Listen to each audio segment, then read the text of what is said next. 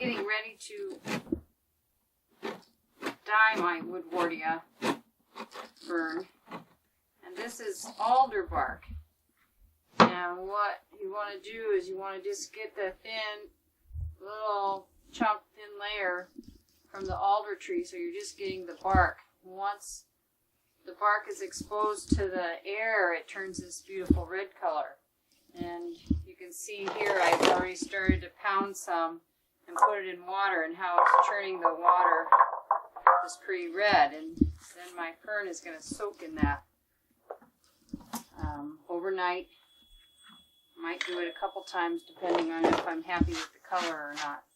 So you also have to get this outer bark off of it. They call it the epidermis. You want to get that off. So that's what I'm working on right now on this slab, is getting that outer bark off. And this chunk went a little bit deep and went into the wood of the tree. So you can see how that's white. So I'm going to get that off of here too. So I'm just using the red of the bark. So it's a little bit tricky getting it off. It takes some work, but just use these nice little chiseling tools. Run it down there. And we're getting close here. So every year seems to be a little different, you know, depending on, I'm not sure, depending on the weather, depending on the timing of getting your fern and your bark, depending on the tree. And you don't want to always go back to the same tree, because you'd end up killing the tree eventually. So you want to move around and get your bark from different areas and different trees.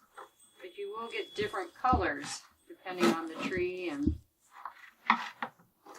some years you're real happy with the color you get, and some years not. So I think I got that pretty close now.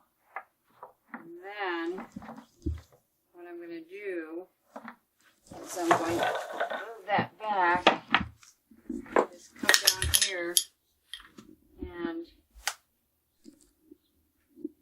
pound this. I found this really nice pounding rock several years ago. It works really well for this. So you just pound this, kind of break it down.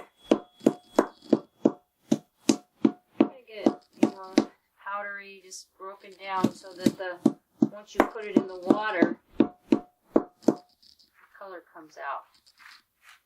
And I'm going to try an experiment this year. I'm going to do one batch. I'm going to split my Woodwardia fern into two batches. One batch I'm going to just use cold water. The other one I'm going to put my bark into warm water, let it cool, and then put the fern in.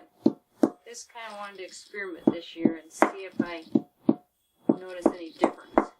But you can see as I pound this, and it's getting more and more exposed to the red, or to the air, how red it turns.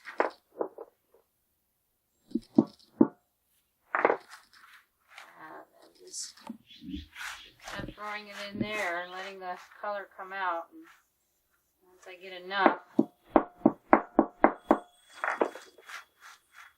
I'll get a bigger pot and put my fern in there. And I'm probably going to let it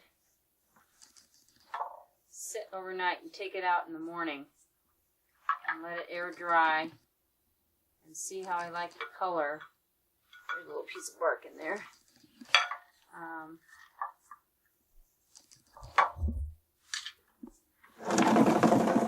We'll just see. There's what I've found with basket weaving is there doesn't seem to be any really set rules. You kind of have guidelines, and then you work with those guidelines and experiment. So this is half of my Woodwardia rolled up, and I'm going to now put it into the pot of just plain cold water. And I'm trying to use a minimal amount of water here, so I get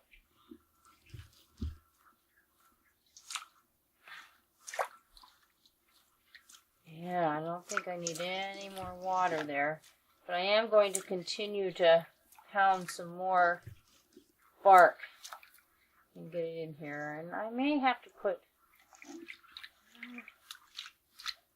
let's see, I don't want to use too much water. I might have to put a little more water there, but I'm going to put some more bark over the top here. Maybe I'm going to flip that once. But we'll see tomorrow morning how it looks.